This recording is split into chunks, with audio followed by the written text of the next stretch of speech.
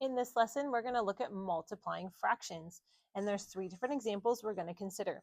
Okay, so multiplying fractions is actually one of the easiest things that you're going to do.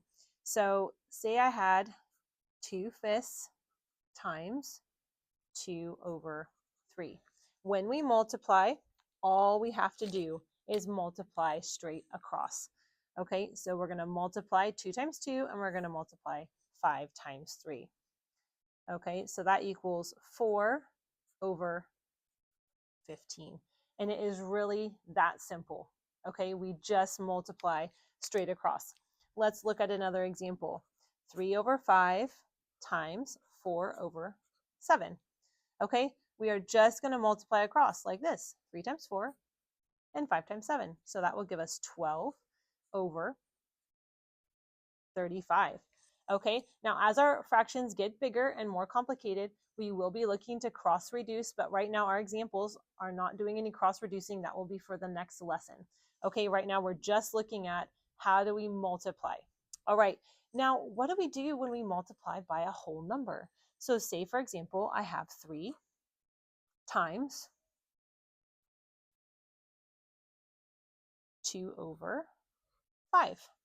Okay, I want to multiply across, but I don't have a fraction over here. So what do? Well, I can just turn that whole number into a fraction by dividing it by 1, right? Remember our division tables and our multiplication facts. 3 divided by 1 is just 3, right? So if I make 3 into 3/1, I've not changed the number. I've just changed what it looks like. And now I can multiply straight across. So 3 times 2 and 1 times 5. So that is 6/5, just like that. Okay, really easy. So multiply straight across. If you need to, turn your whole number into a fraction. Now here's where it gets a little bit harder, is what do we do when we're multiplying by a mixed number? So say I've got 3/5 times 4 2/3. Okay, well, this is fine, 3/5, but actually I can't multiply this whole number with the fraction. I have to turn it into a mixed number. Okay, so I'm going to go ahead and keep my 3/5 the same, but this I need to fix. So remember to change a mixed number to an improper fraction. I multiply 3 times 4, and I add 2 extra pieces, right? Because this tells me every whole has 3 parts. I have 4 wholes, so 3 times 4, and I have 2 extra pieces. So 12 plus 2 is 14. So now I've got 14. I keep my denominator, and now I can multiply straight across. Now this would be a good time where I could cross cancel, but we haven't done that yet. So right now we're just going to multiply across. Okay, 3 times 14 is 30 plus 12, so that's 42. And 5 times 3 is 15. Okay, now I can reduce my answer from here and find what goes into 42 and 15, and I can reduce by 3, but right now we're just multiplying. We're just doing the mechanics of multiplication. Okay, now let's mix it up a little bit and make one more harder problem. All right, let's do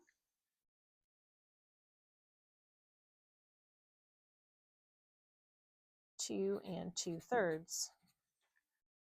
All right, with 2 mixed numbers, we're going to do the same thing we did up here, but we have to do it for both parts. Okay, so 5 times 1 is 5, plus 1 more piece is 6. So this one is going to be 6/5. This one is 2 times 3 is 6, plus 2 extra parts. So that's going to be 8/3. And now we just multiply straight across. 6 times 8 is 48. 5 times 3 is 15. Okay, and again, we could reduce this, but that's not the point of this lesson. Let's do one more where we're going to have a whole number and a mixed number together. So let's do 5 times 2 1/3. Okay, so this whole number, I need to turn it into a fraction, right? So I just need to do that. So we'll copy over here 5/1 times, and we need to make this mixed number into an improper fraction. 2 times 3 is 6, plus 1 extra piece is 7/3. Now let's multiply across. 5 times 7 is 35. 1 times 3 is 3. Okay, now again, we can't reduce, but we can simplify and turn it into a mixed number. But right now we're just worried about the mechanics of multiplication. All right, and that's how you do multiplying fractions. It's just multiplying across, but remember to convert your whole numbers into fractions and your mixed numbers into improper fractions before you do that multiplication.